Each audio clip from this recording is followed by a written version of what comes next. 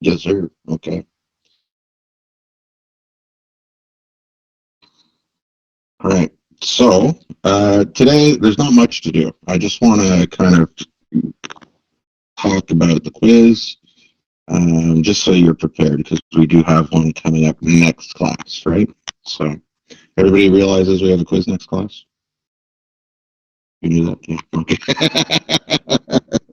Good enough. It's a yeah, it's cert theory, right? Yeah. So basically, I'll give you some certs. I'll ask you questions about it. So the things that I want you to brush up on, and this is kind of a hint, right, is that PowerShell is going to be in it. CertUtil is going to be useful in it. So I suggest you brush up on them. Okay. And also the meaning of certificate fields and properties. That's really what it's all going to be about. So I'll ask you some higher level questions about certs, and you have to look at the different fields and properties and answer some questions. And sometimes to get under the hood a little bit, you either want to use PowerShell or CertUtil. So in a particular question, if I don't specify which one you should use, you can use either one. If I say to use, say, PowerShell, in that case, just use that one, right? Do you guys want a quick review of like PowerShell and CertUtil? Yeah? Okay. All right. I got two thumbs up from one person. So that sounds like what we're talking about here.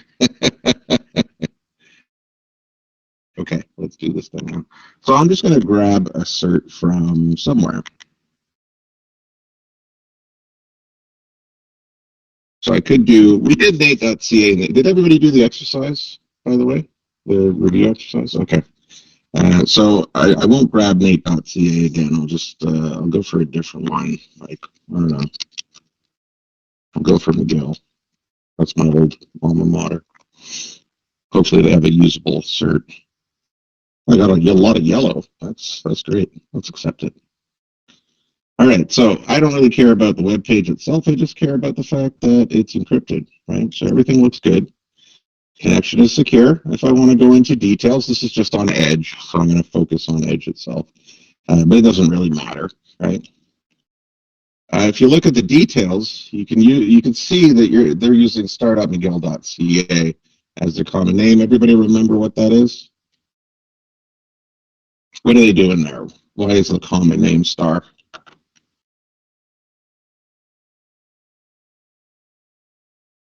Wildcard, yeah. So if you're like, I don't know what a wildcard is, then go back to the theory notes on on certificates, okay?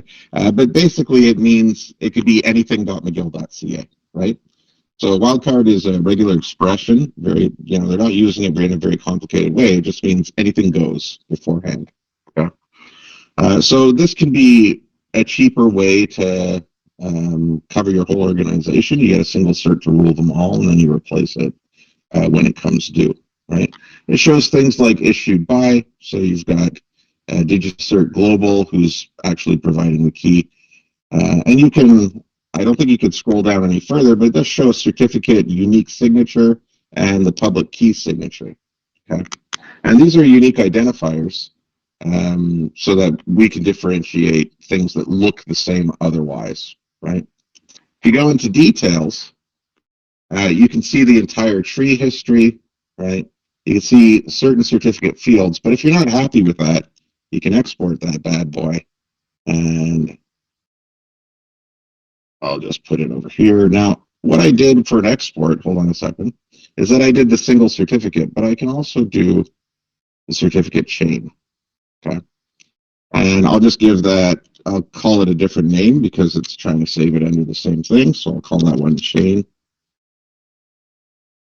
save, and then we can inspect, right?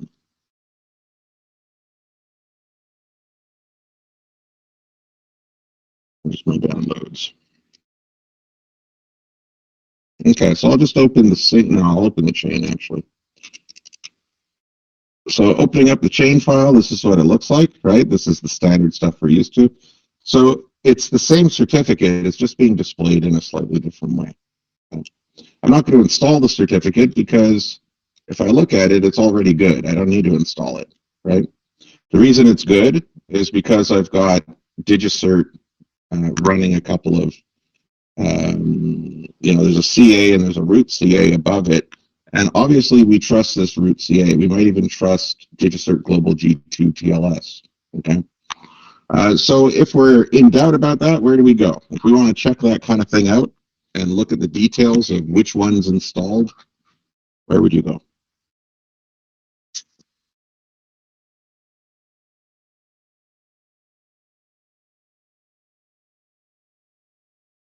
MMC, yeah.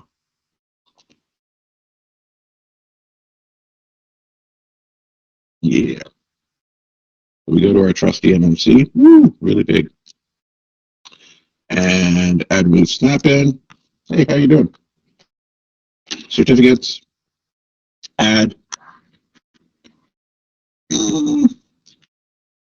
Let's start with my account.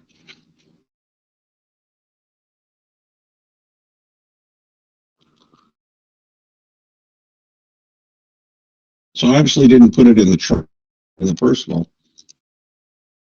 It's most likely going to be in trusted certificates, right? And so here we can see that there's the DigiCert Global Root G2, and that would be this guy up here, okay? So the fact that we trust DigiCert Global Root 2 means that we trust DigiCert Global G2, which is not quite the same as this one. It's got a different name, right? So this is some kind of subordinate CA, but it's the one that issued the wildcard cert to McGill. Okay? Now, if we want to play around with these things, let's say in PowerShell with terminal,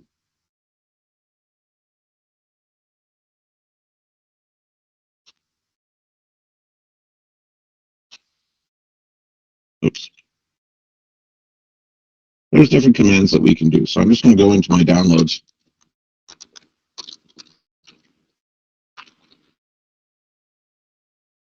And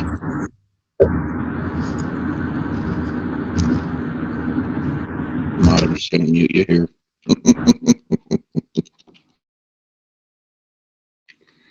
Okay, so let me just see. When it comes, you want to look into sign code a little bit, right? So let's just take a look at what's a good example of sign code? Well, command.exe. So if I want to check whether command.exe has a digital signature, what kind of command would I use? This is from the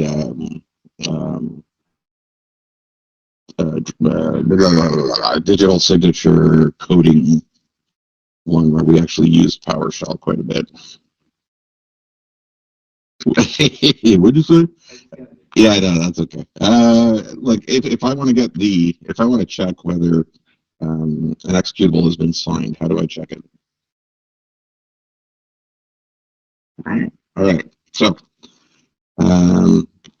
maybe just revisit. You don't have to redo it, but maybe revisit to refresh your memory the sign code exercise. Okay, but get authentication code signature, right? So if I do C:/Windows system 32 command.exe, okay, it gives me the signature of the person, the entity that signed this certificate. Okay, so command.exe is digitally signed code.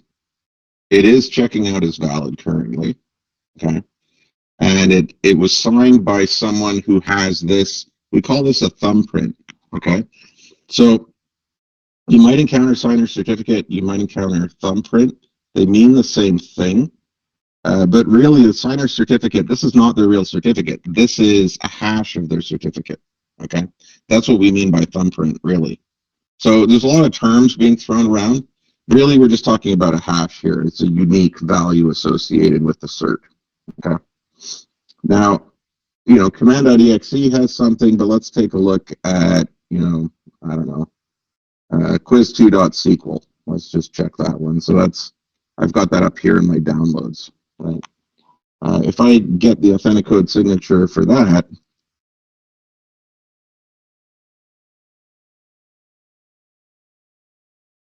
and that's because it's not signed code. Okay. So that's one way through kind of automation. You can check whether code is signed and you can compare different objects. That's kind of handy. But you can also do a slightly more advanced thing. So if I go get authentication code signature, I might not just want the concise summary. I might want all the details, right? So I can go into format list and show me all the extended properties, and then it'll give me a whole bunch of data. Okay, so we've got, let's see, the signer certificate. They list it as a thumbprint here, right? Whereas up here, they just called it signer certificate. But that's really what this is. It's just a concise summary, right? There's also some details about, who the subject is, who the issuer is. So who is it that signed all of this stuff, when it's good until, and when it was, issued initially. And there's something else here called a timestamper certificate. And this is unique to code. Okay? This doesn't actually happen when you're giving someone a cert. But when you're signing code, there's somebody who says, yeah, this particular bit of code was signed on this time, and I'm going to certify that it was signed on this time, so that even if this certificate falls out of scope, okay? So you can see here that November 14th, this certificate that signed this code is no good, right? But the timestamper certificate is good until 2025. Okay. What that means is that after November 14th, it's not like the code's not going to run. What's going to happen is that the system is going to say, was this code signed by this cert in between this time? And is the timestamper still good? In other words, was the time that was actually certified still valid? And so if we're not outside of this zone, then the code is still good to run. Okay, it's not considered out of date. So even if I don't run Windows updates and they don't replace the file with a new one, I can still run this command.exe. It's not going to freak out at me or anything like that. Okay, it doesn't matter what I do in particular. After 2025, one would hope that you'd have done some updates since then, and that file should be touched and replaced. Okay, so just so you know, now certutil can also do tons of things.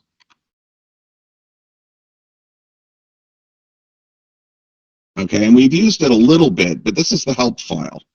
Okay, now one of the things, we don't need all of it in the quiz, so I want to focus on mostly just extracting information from it. Okay, so what I'd suggest is the dump command. So take a dump with certutil.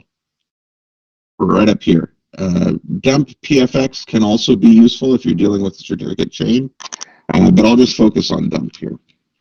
So if I look at that particular cert, and I'll just use the one that's a single cert. So I go certutil dash dump, and then slash underscore, nope, underscore dot McGill. There we go. It'll give me a whole bunch of information about the cert extracted out of it. So instead of having to examine it through, ooh, that's a lot of detail. Okay. Instead of having to extract it, instead of having to look at it manually, I can actually get a pretty big dump of all the information just using certutil. Okay, and it actually gives you a bit more information, really, or at least it's easier to parse. So I've got the public key listed out for me, nice and easy. I can dump all of this into a file, right? Which is good to take it offline. It might be good for documentation purposes, something to think about, okay? And you can see here, for example, they've got subject alternative names, star.mcgill.ca and just mcgill.ca, right? So they're using that level of extension. That would be version 3. So if I ask you about versions, that's something to keep in mind, is that you don't have subject alternative names until you get to version 3, right? Here we got our CRL distribution points. You notice we've got these URLs here, which can be visited. And what happens is those get checked out online at the time to see, has this cert been revoked recently? Okay. So even if it looks like it's good, we go to that CRL distribution point to find out what's what. Okay. And here's all the things that, basically validate the actual file. So there's the key ID hash, when it was signed, the hash algorithm that was used. Okay. So, one more thing I wanted to do. PowerShell.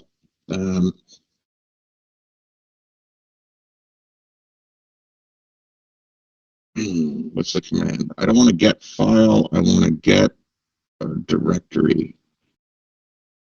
Get. I can't remember it. File. Integrity. File share. No, it's just looping. That's not what I want. Hold on a second. I got to use Mr. Google here. Directory listing. Oh, probably dir. I think dir could work. Let me try that. So I want a dir cert. We'll see. We'll see whether it works. Yeah, there we go. So dir cert : right? It's not a file system location, but it's still treated as something that you can navigate through. Okay. So here we're actually looking at the certificate stores. I've got current user and local machine.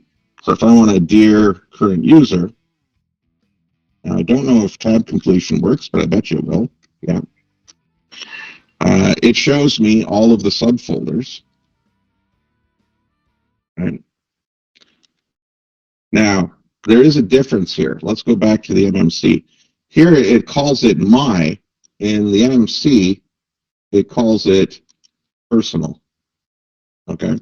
That is one difference, but they're the same thing. So if I go into my, then I'll be looking at my own certs. Okay. So this is a way that you can navigate, especially if you're scripting something. You can actually go through the store and fetch things. Okay. Now let's see. Just looking at properties of certs, so I'll just look at maybe this one. If you go into details, this is where you can get some useful information. Which version of the cert you're using, serial number of the cert.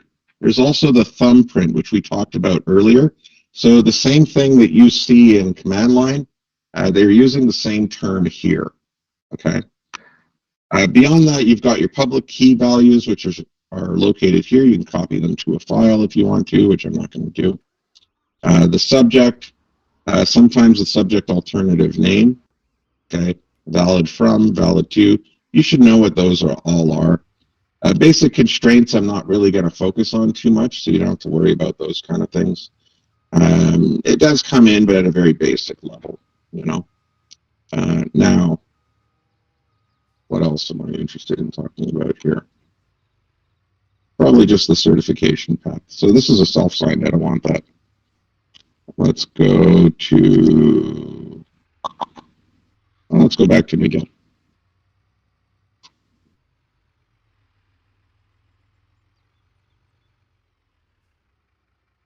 If we look at the certification path here, we can see the entire, the entire chain.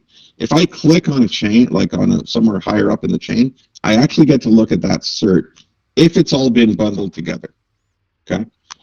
If it's not been bundled together, I may not be able to access it. It depends. But if I've got it in my store, I'll still be able to open this up. Okay.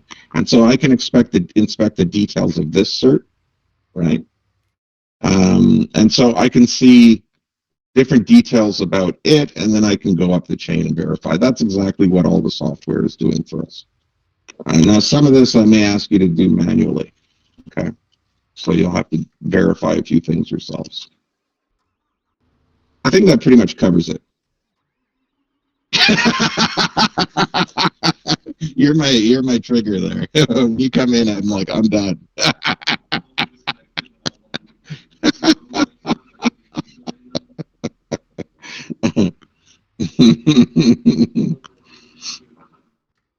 uh, Aminga says hi, Aiden. Hi, Eric. No reply. You're ignoring me, so I'll let you ignore me too. I'll let you guys go, unless you have questions.